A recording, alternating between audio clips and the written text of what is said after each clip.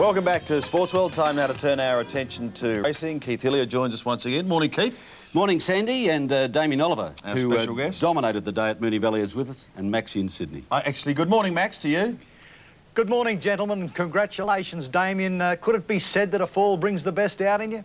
Yeah, thanks, Max. People saying I should land on my head more often. Max, you'll be interested. A big morning at Moonee Valley this morning with the chairman of the AJC, Bob Charley, and the chairman of the Moonee Valley Racing Club, Norman Carline, announcing that for the first time in 72 years, the Cox Plate will be sponsored. So too will the Doncaster Handicap. The Cox Plate, a 5-year deal. The Doncaster, a minimum of 3. Darren Beaton was there to ride superimposed to set the scene. The new sponsor is BMW. Yes, well, surprising news. Bad news, though, for the Sydney Turf Club, because BMW was formerly with the Sydney Turf Club, but perhaps they thought driving a BMW along the rail section at Rosehill, the car would get bogged, so they should move. OK, it was Damien's day at Moonee Valley yesterday. He recovered from a fall during the week at Seymour, where he was knocked unconscious, spent the night in hospital, touch and go whether he would ride, and this is what happened when he rode Love of Mary in the Mowat and Shandon Stakes.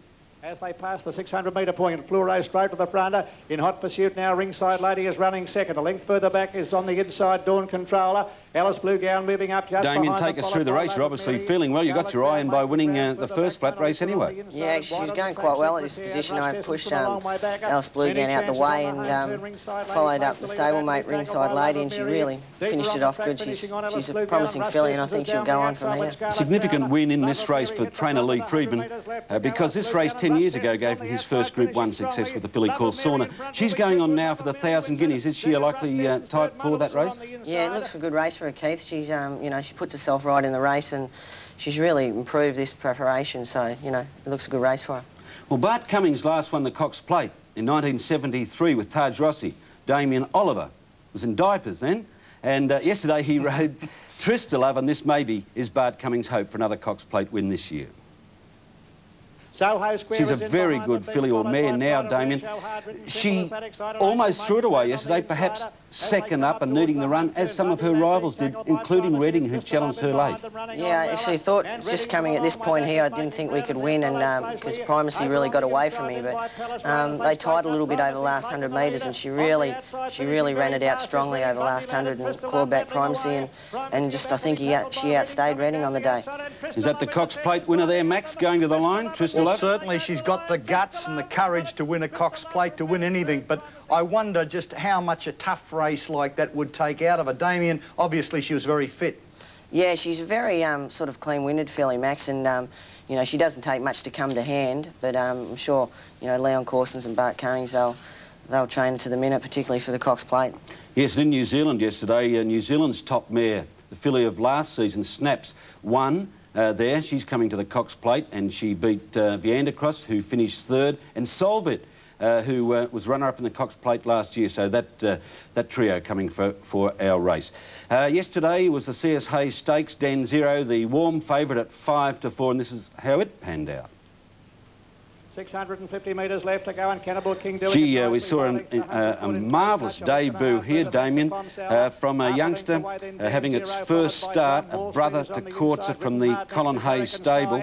And this horse nearly grabbed the race. Yeah, he nearly pinched it. He's obviously a pretty smart horse. I don't think David Hayes would be running him in a race like this unless, you know, he had a big opinion of the horse, and you know, he almost pinched it. Well, Greg Hall, who rode Dan Zero, said that the top colt of last season was on the wrong foot from the start. Here comes Dan Zero with a flying run. Hunter Court tackled by Dan Zero. Hunter Court, and fighting back on the inside is Cannibal King, and I think Cannibal King has fought back the score from Hunter Court, and Dan Zero. Well, he did indeed, Cannibal King, a fighting win. It's going to be an intriguing clash now in the Caulfield Guineas when Cannibal King again meets Hunter Court and also Dan Zero. And Hurricane Sky, the Blue Diamond winner, who yesterday put in the worst run of his life, he will have to be freshened up. And Max, we saw a pretty smart 3-year-old again in the Gloaming Stakes in Sydney yesterday. Yes, Brave Warrior is good and courageous, and certainly But the whole racing yesterday at Rosehill was spoilt by the bloody bias. Now, you couldn't be on the fence at Rosehill yesterday. We've had a drought in New South Wales. We get a shower of rain at Rosehill and have a look where the horses have got to go. Now, that's Danewin in front, and he'll improve on yesterday's run. Down the outside, Brave Warrior, and this is a very courageous horse, a horse that gets to the line, which is a tremendous attribute. But they settle down to fight it out. Danewin just had the more scope you would think for improvement. But by gee, Brave Warrior knows where that line is. Note where all the horses are, well away from the wretched fence. I'm tempted to ask you the reason for that, Max, at the risk of you minding your language again. Well, we've had a shower overnight, but we haven't really had... We've had a great winter in Sydney, if you don't like rain, and certainly we've had a drought and we'd like to see rain in certain areas. But I do think Rosehill is entitled to race better than it did yesterday. And will Brave Warrior complete the Triple Crown when he goes for 450,000 in the Spring Stakes, or could Danehill rob him of it? I think you're going to get 5 to 4 Brave Warrior. At this stage, I lean a little towards Danewin, but I don't think there's a great deal between them. Right, as was shown yesterday. OK, trainer John Morris has declared that only one of his stable will come to Melbourne. It's not March Hare, it's Ruslan, who yesterday won the Theo Marks Quality. Is he a good horse? Ruslan is a handy sprinter. Again, the bias suited him yesterday. You'll note no real pace on in these races. Nothing wants to lead. That's Dancing Dynamite, who didn't want to lead, but he just bounced to the front and nothing would take him on. Again, note how all the horses are scouting wide. In the check colours on the fence, just awesome. Can't get anywhere. Just in the quicksand on the fence. But down the outside, Ruslan certainly shows his superiority, but is in the best ground. He's a very good sprinter. He'll be very competitive in Melbourne, but just how much notice you can take with these results, I think it's very, very dubious. Committal running on in the white colours.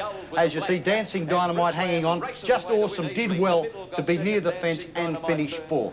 Well, 4 winners yesterday for Damien Oliver. I think it's the 4th or 5th time you've done that in town, Damien. Yeah, it's the first time as a jockey, but it's good to win 4. 4 times Premier Rider in this state, and a lead of 10 already on your nearest rival here. Yeah, it's season's rolling along okay at the moment. Hope and keep going. That's the understatement of the year, Max, isn't it? Season's rolling along okay. Yeah, well, I think Damien has established himself as one of the top 3 riders in Australia, if not the top one. Yeah, he's ridden more winners than we've backed collectively for this season. You can say that again. Sandy, springtime, of course, in Melbourne Cup is already the discussion point, especially with 22 international Northern Hemisphere horses entered this year. There's the reigning market, and the favourite, the horse of the year, Mahogany. Mahogany Max would support that. Juan on the second, or Jeune on the second line of betting with last year's winner, Vintage Crop, and Hear That Bell. That's the racing roundup for this week, Sandy, and there's a real buzz about spring racing too. Certainly is, yeah. Fantastic, Keith. Thank you for that. In fact, I don't know whether Damien got a bigger buzz out of those 4 winners yesterday or the Cats sneaking home with Billy Brownless last night. Oh, it was Toss of the coin? it was a nail biter. Good on you, Damien. Well done, and good luck for the spring. We'll take a break, and then it's off to Rome. In front, 1.55, get there, Riley's going to touch, Riley wins!